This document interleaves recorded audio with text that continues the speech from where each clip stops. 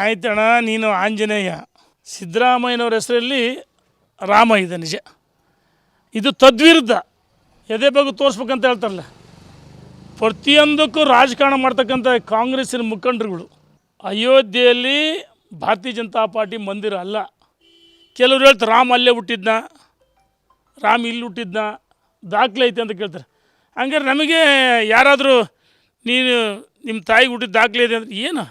ಪ್ರಭು ಶ್ರೀರಾಮಚಂದ್ರನಿಗೆ ಅವಮಾನ ಅಲ್ಲ, ಈ ದೇಶಕ್ಕೆ ಅವಮಾನ, ಬಹುಸಂಖ್ಯಾತ ಹಿಂದೂಗಳಿಗೆ ಅವಮಾನ.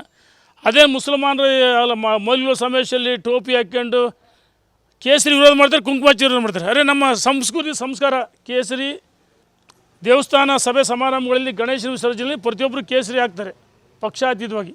ಮನೆಯಲ್ಲಿ ಹೆಣ್ಮಕ್ಳು ಈ ಕಾಲುಂಗರ ಹೌದನಮ್ಮ, ಇದು ಮುತ್ತೈದರ ಹೌದನಮ್ಮ, ಕುಂಕುಮ, ಕರಿಮಣಿ ಇವೆಲ್ಲವೂ ಮೂಗುಬಟ್ಟು, ಇದು ನಮ್ಮ ಹೆಣ್ಮಕ್ಳ ಒಂದು ಆದರ್ಶ ಸಂಸ್ಕೃತಿ. ಅದನ್ನೇ ಇವ್ರು ಕ್ವಶನ್ ಮಾಡ್ತಾರೆ. ಆಯಿತು, ನಿಮ್ಮ ಸಿದ್ದರಾಮಯ್ಯ ಹೆಸರು ರಾಮ ಅಂತ ಇದ್ದರೆ ಅದು ತದ್ವಿರೋಧ ಯಾಕೆ ನಡ್ಕೊಂತೀರಿ? ಹಿಂದೂಗಳಿಗೆ ಹಣೆ ಬಿಡುಗಡೆ ಮಾಡಿಲ್ಲ. ಈ ರೀತಿ ಉದ್ದಡತನ ಹೇಳಿಕೆಗಳು, ಹುಚ್ಚುಚ್ಚಾದ ಹೇಳಿಕೆಗಳನ್ನ ಕೈ ಬಿಡಬೇಕು.